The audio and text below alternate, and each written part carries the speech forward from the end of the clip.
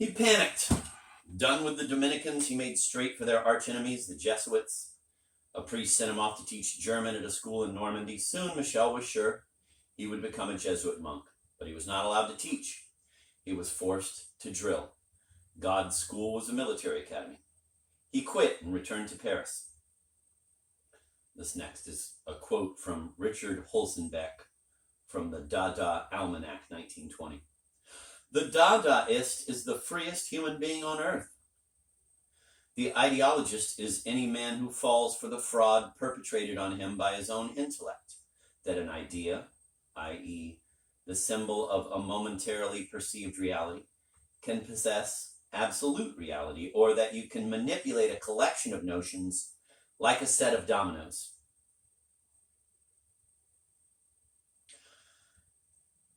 These constant, countless reversals, psychiatrists could have been called in, but the pathology was social. As the years went on, it became epidemic. In Berkeley in the mid-1960s, I used to wonder at the way friends made the world new each day by cartwheeling down the street, moment to moment exchanging Trotskyism for anarchism, for Stalinism, for the occult, for drugs, for religion, while professors who in the 1930s were communists and now were Freudians explained it all. In every case, there was a received answer to every question, which meant there were no questions. Everything seemed possible, and the prospect was terrifying. So, quote, nothing is true, end of quote, one basis for, quote, everything is possible, end of quote, was exchanged for one truth, whatever it was. Everything was present save a critical spirit, which might have made real the great adventure in doubt that, as Descartes described it, lay behind his, quote, cogito ergo sum, end of quote, his dead slogan. No doubt the mad multiplication of choices by which the 60s are known led straight to a surrender of choice in the next decades, a surrender to authoritarian religion, authoritarian politics for some. Freedom from doubt was always the point, peace of mind worth any price. An aide to Senator Jesse Helms, tribune of the American right, could speak of the need to go back beyond Descartes, explaining that inside all the vulgar propaganda of fetus murder and racist nightmare was a true project. The repeal of the Enlightenment, the rebuilding of a world where the affirmation of one's own thoughts was sin, the return of the will to God. Everyone knows history moves in circles. The surprise is how big the circles are.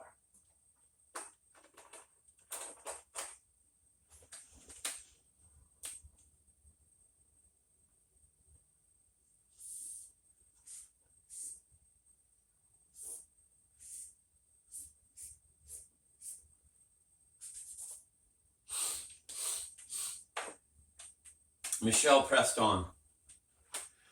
In Paris, he found kindred souls, poets, part of a Gnostic cult called Lettrism, led by a messiah called Isidora Issot, chafing under the master's yoke but not ready to throw it off. In a blank parody of their sect, they formed the Cercle des Ratés, the Washouts Club. I found my place among the disillusioned and embittered failures of Saint-Germain-des-Prés. Like them, I settled down in the cafes on the Boulevard Saint-Germain or the bars of the Rue Jacob and proclaimed that life was pointless and absurd. Everyone was bored and forcing himself to be bored. Thanks to Camus, we had learnt that man is a stranger on earth, has been dumped on this scrap heap, and forced to live in a world of which he will never be a part. If he tries to participate, he gets lost, objectifies himself, and disintegrates. And if he does not try, he is still in the wrong, for he is neglecting the responsibilities he has towards everything that exists.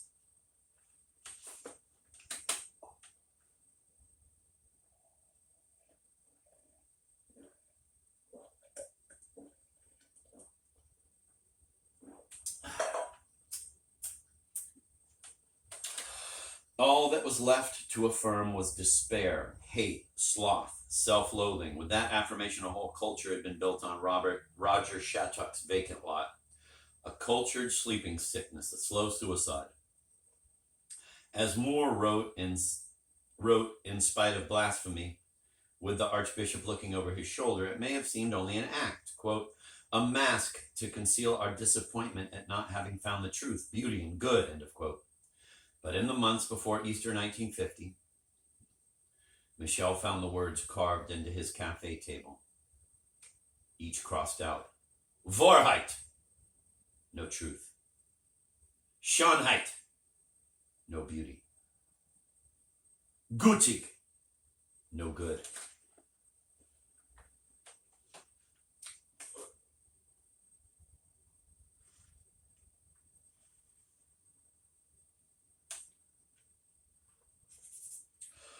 Or so I like to imagine, as if after the Second World War, a few thousand cafe tables had been commandeered out of a Berlin warehouse by French occupation forces and shipped to Paris. Fair exchange for art treasures the Nazis had shipped the other way.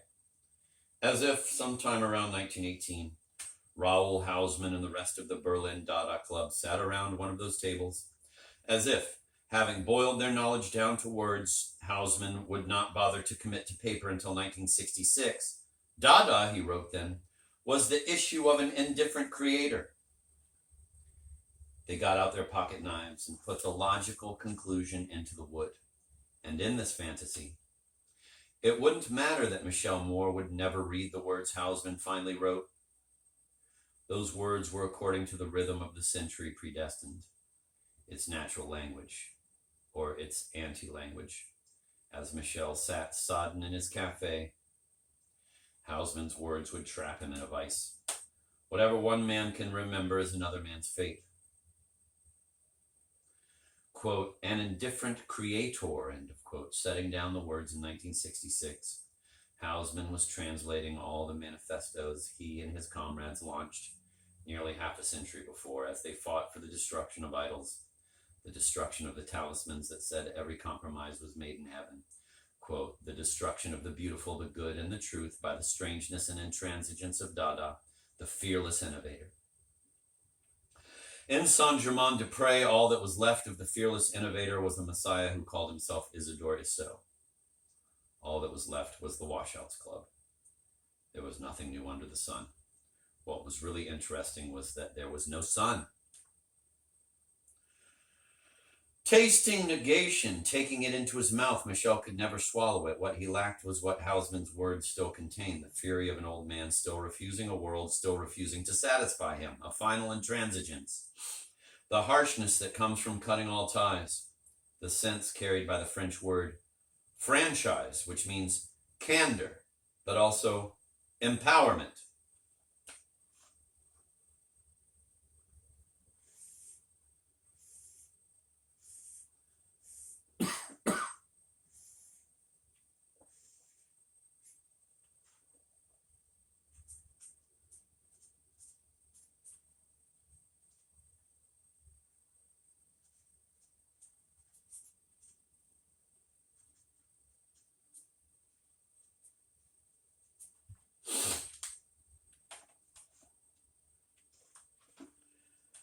Bound to the stake, Michel would have felt recantation rising in his soul.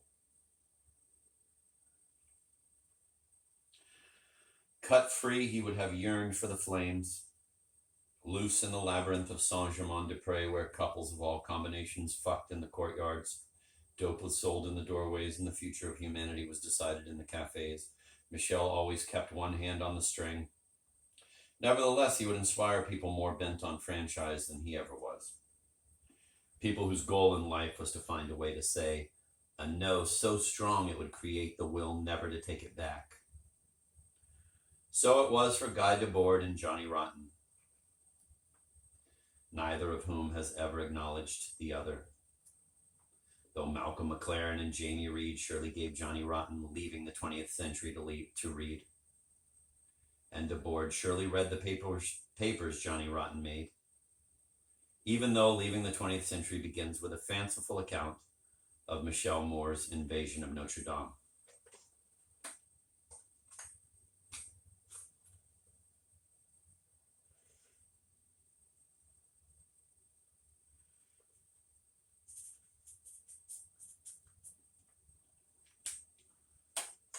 The innovator was fearless because it came out of itself.